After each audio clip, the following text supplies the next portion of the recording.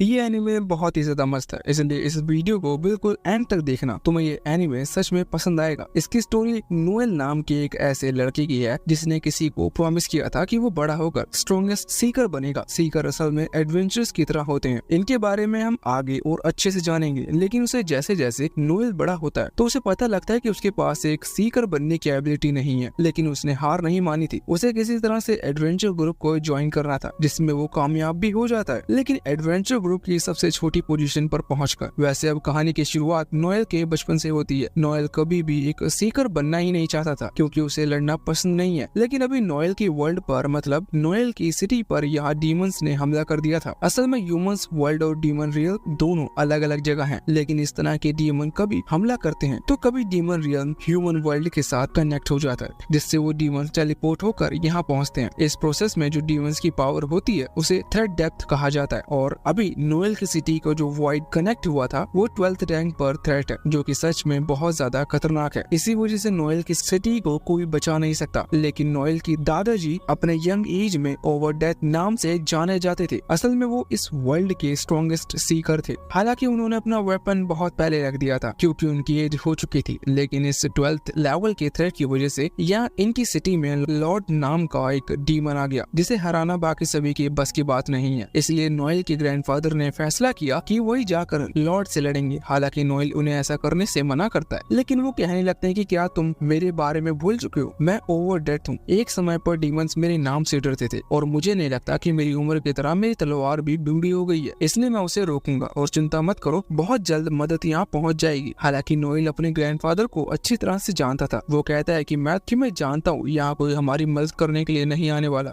इस पर उसके ग्रैंडफादर कहते हैं कि तुम चिंता मत करो, हम फिर मिलेंगे। और उसके बाद वो वहाँ से चले जाते हैं। अभी बाहर उनकी मुलाकात लॉर्ड से होती है, जिसके बाद उनके बीच फाइट होना शुरू हो जाती है। नोएल अभी सिर्फ यह आवाजें ही सुन पा रहा था। कुछ देर तक वो भयानक आवाजें सुनने के बाद जब सब कुछ शांत होता है तो नोएल वहाँ से बाहर निकल कर आता है। और जैसे उसके ग्रैंडफादर ने प्रॉमिस किया था, उसकी मुलाकात अपने ग्रैंडफादर से होती है। हालांकि नोएल उनकी हालत देखकर हैरान हो चुका था, क्योंकि अब उसके ग्रैंडफादर बचने की हालत में नहीं थे। उन्हें बहुत ज्यादा चोट आई थी। इस चीज में नोएल बहुत ज्यादा उदास हो जाता है। लेकिन उसके ग्रैंडफादर कहते हैं कि तुम उदास क्यों हो रहे हो? मैंने सबकी जान बचाने के लिए खुद की जान दी है। ये मौत एक वॉरियर वाली मौत है, इसलिए तुम्हें इस चीज से दुखी नहीं होना चाहिए, क्योंकि एक सीकर के लिए यही सबसे अच्छा टाइम होता है। हालांकि नोएल की आंखों के सामने अभी जो मंजर है वो नोएल ने कभी सोचा तक नहीं था। इसी वजह से उसके ग्रैंडफादर यहाँ उससे पूछते हैं कि क्या तुम भी एक सीकर बनना चाहते हो? असल में नोएल ने अपने ग्रैंडफादर की स्टोरी सुनी है, इस वजह से वो हमेशा से कहता था कि वो एक सीकर बनेगा। लेकिन इस तरह की चीजें देखने के बाद उसके ग्रैंडफादर को नहीं लग रहा था कि नोएल अपने सपना कंटिन्यू करेगा। लेकिन नोएल कहता है कि हाँ, वो एक सीकर जरूर बनेगा। इस पर उसके ग्रैंडफादर कहते हैं कि एक सीकर बनना काफी नहीं होगा, तुम्हें इस दुनिया का सबसे पावरफुल सीकर बनना होगा और मुझे भी सरपास करना होगा। जो सुनकर नोएल अपने आंसू नहीं रोक पाता और रोते हुए कहता है कि मैं आपको प्रॉमिस करता हूँ कि मैं दुनिया का सबसे ताकतवर सीकर बनकर दिखाऊंगा। इस पर उसके ग्रैंडफादर उसके सर पर हाथ रखते हैं और फिर मर जाते हैं। नोएल इस चीज से बहुत ज्यादा दुखी था। लेकिन अब यहाँ से सीधा 2 साल बाद बीत जाते हैं। हम देखते कि नोएल एक ग्रुप को ज्वाइन कर चुका है। इस ग्रुप में 2 लड़के और एक लड़की है। ये अभी एक मिशन पर थे और ये एक B रैंक मिशन था, जबकि इनकी टीम C रैंक की है। यहाँ अभी ये कुछ मॉन्स्टर्स के सामने थे और उन पर हमला कर रहे थे। नोएल उन्हें गाइड कर रहा था और नोएल की गाइडेंस की वजह से वो बहुत इजीली उन मॉन्स्टर्स से, हालांकि तभी एक मॉन्स्टर पीछे से आते हुए नोएल की तरफ हमला करता है। लेकिन नोएल के ग्रुप की वो लड़की, उसका नाम तान्या है, वो यहाँ नोएल को बचा लेती है। वैसे नोएल की बात भले ही इस ग्रुप सभी मान रहे हैं, लेकिन नोएल सबसे छोटी पोजीशन पर है, जिसे टॉकर कहा जाता है। टॉकर वो होते हैं जो कि टीम को गाइड करते हैं डायरेक्शन और किसी तरह से अटैक करने का। उसके मुताबिक देखा जाए तो ये एक लीडर की तरह पोस्ट है, लेकिन फिर भी टॉकर्स को सबसे कमजोर माना जाता है, क्योंकि उनके पास फाइट करने की एबिलिटी नहीं होती। वैसे अभी यहाँ नोएल के वो दोस्त, मतलब वो बाकी दोनों लड़के, अभी कह रहे थे कि हमें इन मॉन्स्टर्स पर फोकस ना करते हुए उस डीमन स्पाइडर की तरफ बढ़ना चाहिए, जो कि इन मॉन्स्टर्स को प्रोड्यूस कर रहा है। असल में इस जगह पर एक डीमन स्पाइडर है जो कि बहुत ही तेजी से इस डीमन के मॉन्स्टर्स को रिप्रोड्यूस कर सकती है। इसलिए अगर इन्होंने उसे खत्म कर दिया तो इनकी मेन प्रॉब्लम खत्म हो जाएगी, वरना ये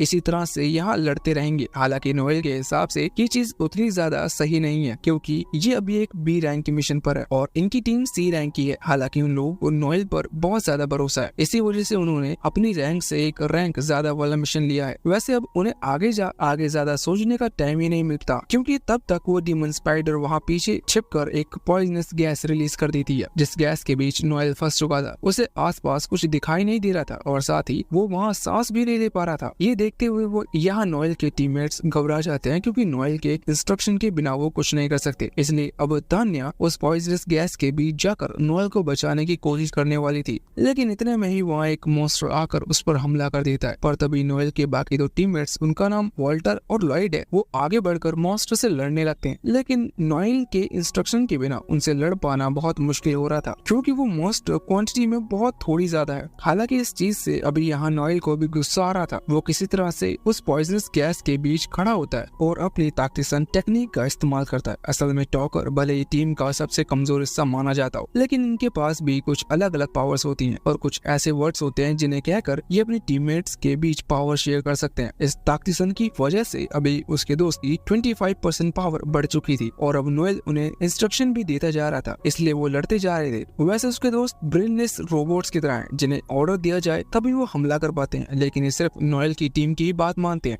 यहाँ पर बाकी टीम्स भी इस तरह की हैं। वैसे अभी लड़ते वक्त नोएल की टीममेट्स की एनर्जी लगभग खत्म होती जा रही थी। इस वजह से नोएल एक और बफर वर्ड का इस्तेमाल करते हुए अपने टीममेट्स की 25 एनर्जी रिकवर कर देता है, जिसके बाद लड़ते वक्त वो लोग नोटिस करते हैं कि वो मॉन्स्टर अब और ज्यादा बढ़ रहे हैं। इसका मतलब उन्हें जल्द से जल्द उस डीमन स्पाइडर को ही खत्म करना होगा। यहाँ पे तान्या तो इस चीज से घबरा गई थी और खुद को संभाल नहीं पा रहे थे और वो प्रॉब्लम क्रिएट ना करे, इस वजह से नोएल तुरंत ही उसके माइंड को जमा देता है। मतलब अब वो भी एक जगह पर खड़ी हो चुकी थी, बिल्कुल फ्रीज होकर। अभी यहाँ वो मॉन्स्टर बढ़ रहे थे, इसलिए नोएल अपना वेपन निकालता है। उसके पास एक एंटी गन है और हर टॉकर इस तरह की गन अपने पास रखता है क्योंकि यही वो वेपन है उनके काम आता है। हालांकि लड़ते वक्त नोएल ने अपनी घड़ी पर 74 सेकंड्स का एक टाइमर लगा लिया था क्योंकि उसकी कैलकुलेशन के हिसाब से इतने टाइम में उन्हें मिशन पूरा करना होगा, नहीं तो वो सभी यहाँ मारे जाएंगे। अभी टाइम के हिसाब से नोएल उन मामूली मॉन्स्टर्स पर अपनी गन से हमला कर रहा था।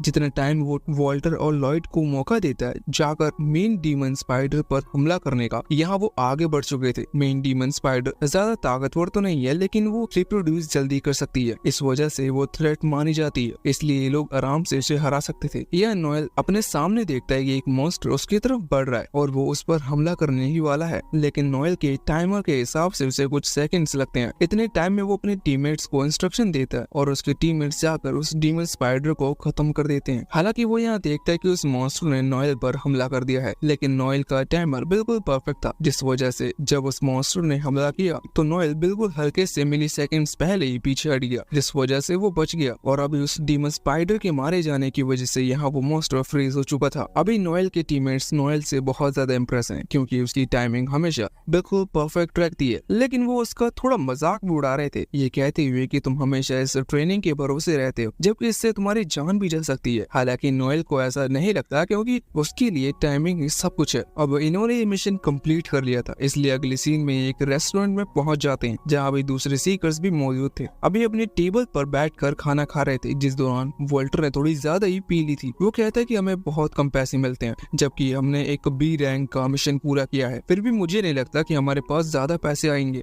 अभी तक इन्होंने मिशन की रिपोर्ट जमा नहीं की है। इस पर उसके बाकी टीममेट्स भी कह रहे थे कि वो सही कह रहे हैं। वैसे अब वॉल्टर नोएल से कहने लगता है कि तुम ज्यादा पैसे खर्च नहीं करते, तुम पैसे जमा क्यों करते हो? एक सीकर तो दिलदार होना चाहिए क्योंकि हालांकि यहाँ नोएल उसकी बात सुनते हुए अपने ग्रैंडफादर को याद करता है। उसके ग्रैंडफादर ने उससे कहा था कि पैसा बहुत जरूरी चीज है, तुम एक सीकर बनने के बाद मिशन से पैसा तो कमा सकते हो, लेकिन तुम्हें पता नहीं है कि कब क्या सिचुएशन आ जाए, इसलिए तुम्हें पैसे बचाने होंगे क्योंकि वही तुम्हारे काम आएंगे। नोएल तब से थोड़े थोड़े पैसे सेव कर रहा है और फिजूल खर्ची नहीं करता। वो यहाँ वॉल्टर की बातों पर जवाब नहीं दे रहा था। अब जब वॉल्टर कहने लगता है कि क्या तुम इतनी पेमेंट से खुश नहीं हो, तो इस पर नोएल कहता है कि नहीं, उसे फर्क नहीं पड़ता, इतने पैसे भी काफी हैं। हालांकि वॉल्टर कहने लगता है कि एक टॉकर के लिए तो इतने पैसे काफी ही होंगे, लेकिन एक परफेक्ट सीकर के लिए नहीं, जिस पर नोएल भी थोड़ा सा मजाक उड़ाता। हालांकि वॉल्टर ने पी रखी थी, इस वजह से उसे गुस्सा आ जाता है और वो खड़ा होकर थोड़ा चिल्लाने लगता है। वो कह रहा था कि तुम एक टॉकर हो, इसलिए हम सब तुम्हें प्रोटेक्ट करते हैं, तुम्हें इस चीज का एहसान मानना चाहिए। लेकिन नोएल जानता था कि इसकी एबिलिटी के बिना ये लोग कभी एक मिशन पर सर्वाइव नहीं कर सकते। वैसे यहाँ पर लॉयड कोशिश कर रहा था कि वो उनकी लड़ाई को शांत करवा सके, लेकिन वॉल्टर नोएल को चैलेंज कर देता है, जिसे नोएल ने एक्सेप्ट कर लिया था। हालांकि वो लड़ पाते इससे पहले लॉयड उनके बीच आ जाता है और कहता है कि यहाँ और भी सीकर्स हैं और वो तुम्हारी तरह फाइट को एंजॉय कर रहे हैं, हम टीममेट्स हैं, हमें इस तरह से लड़ना नहीं चाहिए। जिसके बाद वॉल्टर और नोएल दोनों ही शांत हो चुके थे। अब अगले सीन में हम देखते हैं कि ये लोग शाम के टाइम फाउंटेन के पास बैठे हुए थे। अभी चारों के चेहरे लटके हुए हैं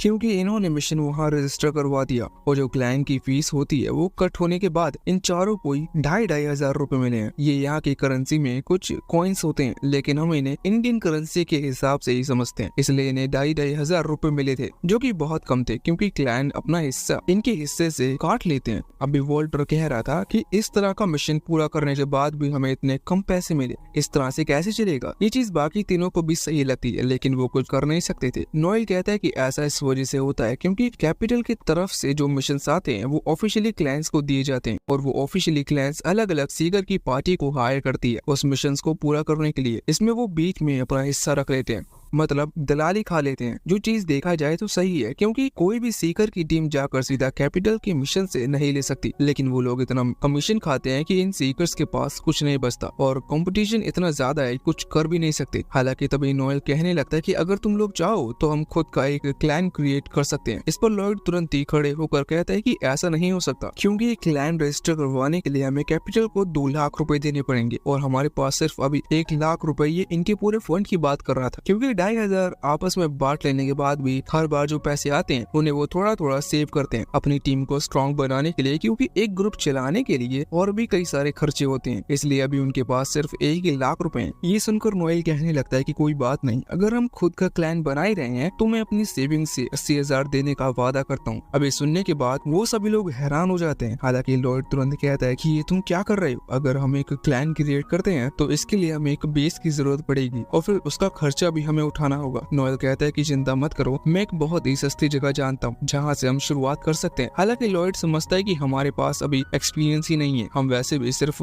रैंक सी की पार्टी है। और इस पर नोएल कहने लगता है कि तुम बताओ कि फिर हमारे पास इतना एक्सपीरियंस कब आए कि हम एक क्लाइंट चला सकें, और वैसे भी क्लाइंट चलाने का एक्सपीरियंस तो क्लाइंट शुरू करने के बाद ही मिलेगा और ना हम सिर्फ इसी तरह से दूसरों के लिए काम करते रहेंगे। क्लाइंट क्रिएट करने से हमें बहुत फायदा होगा, कैपिटल की तरफ से डायरेक्ट हमें मिशन मिलेंगे। इस पर लॉयड कहने लगता है कि ऐसा तब होगा जब कैपिटल को हम पर भरोसा हो, किसी न्यू क्लाइंट को वो मिशन क्यों देंगे। नोएल कहता है कि ये सब प्लानिंग से होता है क्योंकि आजकल के वर्ल्ड में इमेज मायने रखती है। फेकर्स की इमेज वॉरियर की तरह होती है जो कि अगर वो सही से मेंटेन करें तो उनके लिए अर्निंग के बहुत सारे सोर्स हो जाते हैं। यहाँ पर नोएल वही सारी बातें कह रहा था जो कि आजकल इन्फ्लुएंसर करते हैं, मतलब वो बताते नहीं लेकिन उनके अंदर का प्लान यही होता है। नोएल बात बता रहा था कि हम मिशंस कंप्लीट करते हुए अपनी एक वॉरियर वाली इमेज बना सकते हैं जिससे हमें स्पॉन्सरशिप मिलेगी और साथ ही ऐसा और भी कई सारे अर्निंग सोर्स ओपन हो जाएंगे जिससे हम सभी के मुकाबले कई गुना ज्यादा कमा सकते हैं। नोएल उनसे कहता है कि यहाँ लुक्स भी मैटर करते हैं, इसलिए हम हमारे लुक्स से भी फेमस हो सकते हैं। अब ये चीज सुनकर वॉल्टर कहने लगता है कि क्या तुम्हें अपनी बातों पर भरोसा है, जिस पर नोएल कहता है कि हाँ मुझे पूरा भरोसा है। कि सुनकर वॉल्टर कहने लगता है कि ठीक है फिर मैं तुम्हें सपोर्ट करता हूँ क्योंकि वैसे भी मैं भी इस तरह से सेकंड हैंड जॉब करते हुए थक चुका हूँ। हम खुद का क्लैन क्रिएट करेंगे और खुद मिशंस लेकर उन्हें पूरा करेंगे। इनके बाद अब वो लोग लॉयड से पूछते हैं कि क्या वो उनकी क्लैन को एज अ लीडर संभाल लेगा। अब लॉयड कुछ कह नहीं पा रहा था। हालांकि नोएल यहाँ लॉयड के जाओ सुनने बिना ही ये चीज कंफर्म कर देता है कि अगर वो लोग एक क्लैन बनाने से मना करते हैं तो नोएल इस टीम को छोड़ देगा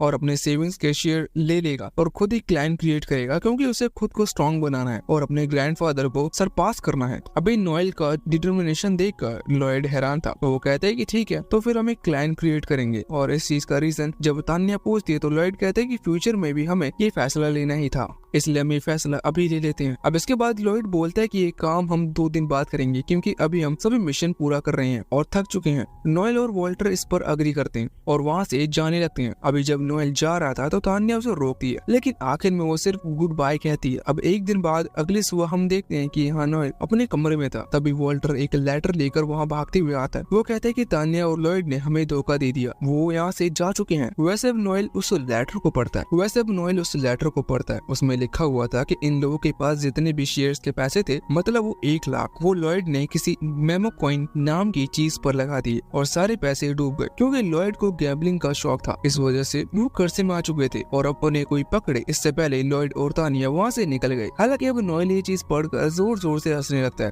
जो देखकर वॉल्टर हैरान था। वो कहता है कि तुम हंस क्यों रहे हो। नोएल कहता है कि लॉयड हमारा लीडर था लेकिन उसने इतनी बड़ी गलती की। हालांकि वॉल्टर कहने लगता है कि ये हंसने का समय नहीं है, उसने हमें धोखा दिया है। वॉल्टर बताता है कि वो किसी जरूरी काम से लॉयड से मिलने गया था लेकिन वहाँ लॉयड था ही नहीं, सिर्फ उसी लेटर वहाँ पर मिला। बाद में वॉल्टर ने जाकर इस होटल के मालिक से भी बात करी कि लॉयड और तानिया दोनों ही रात को थोड़ा सा लेट यहाँ से निकले थे। ये सुनकर नोएल तुरंत ही समझ जाता है कि ये यहाँ से लेट क्यों निकले, क्योंकि तब तक रात हो चुकी थी और जो सिटी में मेन गेट है वो बंद होने वाले होते हैं। इसलिए उस समय पर वो वहाँ से बाहर निकल गए, जिससे कि गेट लॉक हो जाए और सुबह तक हम अगर उनका भी पता लगाना चाहें तो ना लगा पाए। और साथ ही नोएल वोल्टर से कहता है कि उन्हें ढूंढना बहुत मुश्किल होगा, क्योंकि मुझे नहीं लगता कि उन्होंने यहाँ से निकलने के लिए घोड़ा रेंट पर लिया होगा, क्योंकि उसके लिए भी पेपर वर्क लगता है और इससे हमें पता चल सकता है कि वो कहाँ गए हैं। हालांकि अभी वोल्टर को बहुत ज्यादा गुस्सा आ रहा था। वो नोएल का हाथ पकड़ते हुए कहता है कि हम बैठ नहीं सकते, हम यहाँ से निकल कर उन्हें ढूंढना होगा। मैं लॉयड के चेहरे पर एक पंच मारना चाहता हूँ, तभी मेरा गुस्सा शांत होगा। हालांकि नोएल कहता है कि तुम्हें क्या लगता है कि क्या उसे पंच मारकर हमें हमारे पैसे मिल जाएंगे। इस पर वोल्टर कहने लगता है कि तो फिर हम क्या करें, क्या हम उन्हें जाने दें। इस पर नोएल कहता है कि मान लो कि अगर हम उन्हें ढूंढ लेते हैं तो क्या तुम लॉयड से लड़कर उसे हरा पाओगे, क्योंकि उसके पास कोई और चारा नहीं है, वो तुमसे फाइट जरूर करेगा। इस पर वोल्टर कहता है कि हाँ, मैं उसे आराम से हरा दूंगा।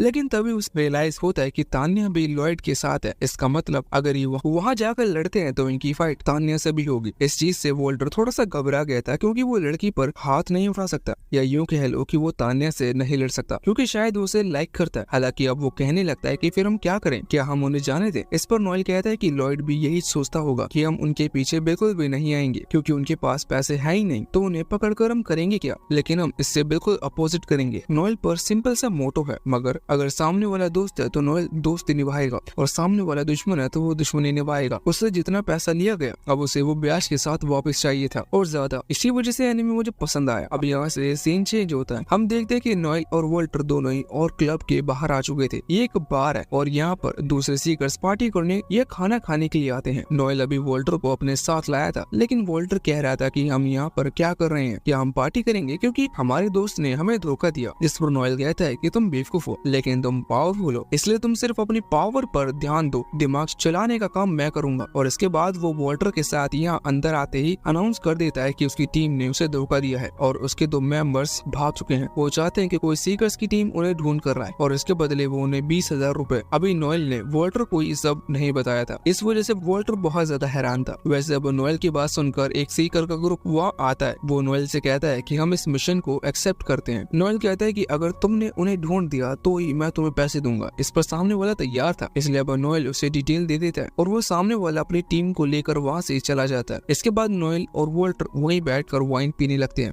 अभी नोएल कुछ सोच रहा था, इतने में ही वहाँ पास बैठा एक आदमी नोएल से कहता है कि क्या मैं तुमसे अकेले में बात कर सकता हूँ। नोएल मन में सोचता है कि जैसे मैंने सोचा था वैसे ही हुआ। इसके बाद नोएल और वोल्टर दोनों उसे एक ऐसी जगह ले जाते जहाँ कोई भी इसकी बात ना सुन रहा हो। वहाँ वो आदमी बताता है कि उसने लॉयड और तान्या को जाते हुए देखा था और वो डायरेक्शन भी जानता था, लेकिन वो डायरेक्शन तब बताएगा जब नोएल उसे पैसे देगा। असल में आदमी भी एक सीकर है और इसकी भी एक टीम है, लेकिन इसकी हालत देखकर नोएल समझ चुका था कि इसे पैसे की बहुत ज्यादा जरूरत। नोएल कहता है कि हम तुम्हें सिर्फ आधा पैसा देंगे, क्योंकि मुझे नहीं लगता कि तुम मिलकर लॉयड और तान्या को पकड़ सकते हो, इसलिए तुम्हें हमारी मदद की भी जरूरत पड़ेगी। इसलिए अगर तुम आधे पैसे में मानना चाहो तो मान जाओ। इस पर वो आदमी थोड़ा नेगोशिएट करते हुए पैसे बढ़ाने की बात करता है, लेकिन नोएल कहता है कि अगर ऐसा है तो तुम यहाँ से जा सकते, उन्हें हम ऐसे ही ढूंढ लेंगे। हालांकि ये आदमी बात मान जाता है और डायरेक्शन बता देता है। अब नोएल वोल्टर से कहता है कि तुम जाकर सिटी के मेन गेट पर इस आदमी और इसकी टीम के साथ थोड़ा इंतजार करो, मैं अभी कुछ देर में वहाँ पहुँचता हूँ। और अब सीन सीधा कुछ देर बाद पर आता है। नोएल या सिटी के मेन गेट पर पहुंच चुका था, जहां वोल्टर और साथ ही वो आदमी अपनी टीम के साथ उसका इंतजार कर रहे थे। यहाँ पर अभी वोल्टर कह रहा था कि हम जब उन्हें ढूंढ लेंगे तब क्या होगा। नोएल कहता है कि नहीं, कुछ नहीं, मैं उन्हें सजा दूंगा और बिल्कुल भी दया नहीं दिखाऊंगा, क्योंकि उन्होंने हमें धोखा दिया है और वैसे भी मैं इस चीज के लिए पहले से तैयार था। अब ये सुनकर वोल्टर हैरान होते हुए कहता है कि इसका मतलब तुमने हम पर कभी भरोसा ही नहीं किया। नोएल कहता है कि तुम मेरे दोस्त हो और वो भी मेरे दोस्त थे, लेकिन दोस्ती का ये मतलब नहीं कि किसी पर आंख बंद करके भरोसा कर लिया जाए। हमें हर चीज के लिए हमेशा तैयार रहना चाहिए। साथ ही नोएल वोल्टर से कहते हैं कि तुम बहुत ज्यादा सॉफ्ट हो, इसलिए मुझे माफ करना, पर आगे जो होने वाला है उससे तुम्हें बहुत बुरा लगेगा। वोल्टर को ये चीज समझ में नहीं आती। हालांकि अब यहाँ से सीन चेंज होकर उन धोखेबाजों के पास आता है। वो दोनों अभी जब दूसरी सिटी की तरफ बढ़ रहे थे तब यह रास्ते में लॉयड तान्या से कह रहा था कि चिंता करने की जरूरत नहीं है, नोएल हमारे पीछे बिल्कुल भी नहीं आएगा, क्योंकि हमारे पास पैसे ही नहीं है उन्हें लौटाने के लिए। लेकिन इतने में ही नोएल आवाज लगाकर उन्हें रोकता है। वो उसे देखकर हैरान था। तभी वहाँ वोल्टर और साथ ही दूसरे सीकर टीम के सारे उन्हें घेर लेते हैं। यहाँ पर नोएल अपने बफो वर्ड्स की मदद से उन दोनों को फ्रीज कर देता है। अभी वोल्टर को इतना गुस्सा आ रहा था कि वो आगे पड़कर सीधा लॉयड पर हमला करने वाला था, लेकिन नोएल उसे रोक लेता है और कहता है कि पहले हमें कुछ क्वेश्चंस पूछना है। नोएल लॉयड से पूछता है कि बताओ तुमने ये सब क्यों किया और इसकी स्टोरी क्या है, जिस पर लॉयड सब कुछ सच बताता है। उसे बहुत गुस्सा आ रहा था। वो कहता है कि मैं इन्वेस्टमेंट नहीं करता, मैं स्कीम्स में पैसा लगा रहा था और गैम्बलिंग करता था, लेकिन वो लोग फ्रॉड निकले और मेरा पैसा डूब गया। हालांकि इस चीज से नोएल और वॉल्टर को गुस्सा आता है क्योंकि वो पैसे उनके भी थे। वॉल्टर तो यहाँ लॉयड को पीटने वाला था, लेकिन लॉयड गुस्से से चिल्लाने लगता है कि तुम लोग बेवकूफ हो, तुम नहीं जानते कि मैं एक लीडर हूँ और लीडर को कितना काम होते हैं। तुम लोग मुझसे छोटी पोजीशन पर हो और फिर भी बराबर हिस्सा मांगते थे, जो कि गलत है। मैं लीडर हूँ, मैं ज्यादा काम करता था, इसलिए मुझे ज्यादा पैसे मिलने चाहिए थे। हालांकि वो बोलते बोलते बहुत आगे निकल चुका था, इसलिए नोएल उसके चेहरे पर लात मारते हुए उसे नीचे गिरा देता है और कहता है कि जब हमने टीम बनाई थी तब लीडर की पोजीशन तुमने खुद से चुनी थी। जिसके बाद नोएल उसे बार बार लात मार रहा था। अभी नोएल किसी डीमन की तरह लग रहा था। सभी देखकर हैरान थे। अभी तान्या कहने लगती है कि उसे माफ कर दो, लेकिन नोएल गुस्से में उसकी तरफ देखते हुए कहता है कि तुम चुप रहो, क्या तुम भी पिटना चाहती हो। नोएल इक्वालिटी में बिलीव करता है, इसलिए वो लड़का लड़की में भेदभाव नहीं करता। वैसे अभी यहाँ पर वो तान्या से कुछ सवाल पूछे, तान्या बहाने बनाते हुए जवाब दे। इससे अच्छा है वो यहाँ पर माइंड कंट्रोल मैजिक का इस्तेमाल करते हुए तान्या से सारा सच उगलवाने को कहता है। अभी तान्या माइंड कंट्रोल मैजिक में फंसी हुई थी, इसलिए वो अपने आप ही बोलते जा रही थी। वो कहते हैं कि वो भी गैम्बलिंग एडिक्ट है और लॉयड के साथ भी गैम्बलिंग किया करती थी, जिससे कि उनके पैसे डबल ट्रिपल हो सके। और वैसे भी ये लोग पैसे डबल करके वापस टीम फंड में नहीं डालने वाले थे, ये उन पैसों को खुद रखते। लेकिन पैसे डबल हुए ही नहीं और तान्या ने ज्यादातर सारा ब्लेम यहाँ लॉयड पर लगा दिया था। अब जैसे ही तान्या उस माइंड कंट्रोल मैजिक से रिलीज होती है तो उसे बहुत गुस्सा आता है और वो नोएल से कहने लगती है कि तुमने मुझ पर माइंड कंट्रोल मैजिक का इस्तेमाल किया, ये इलीगल है। तुम जानते हो कि इस वजह से तुम जेल भी जा सकते हो। नोएल कहता है कि तुम भी एक बात जानती होंगे कि माइंड कंट्रोल मैजिक क्रिमिनल्स पर यूज किया जा सकता है और तुमने एक टीम के फंड को चुराया है, इसलिए तुम अब क्रिमिनल बन चुके हो और अगर यहाँ कोई जेल जाएगा तो वो तुम दोनों हो। अब तभी वो आदमी जिसने लॉयड और तान्या की डायरेक्शन नोएल को बताई थी और जो उन्हें यहाँ लेकर आया है, वो नोएल के पास आकर उसका हाथ पकड़ लेता है और कहता है कि अब मेरे पैसे मुझे दो, मुझे यहाँ से जाना है। लेकिन नोएल उसे नीचे गिरा देता है और कहता है कि मेरे हाथ पकड़ने की तुम्हारी हिम्मत कैसे हुई, तुम्हारे पैसे तुम्हें मिल जाएंगे,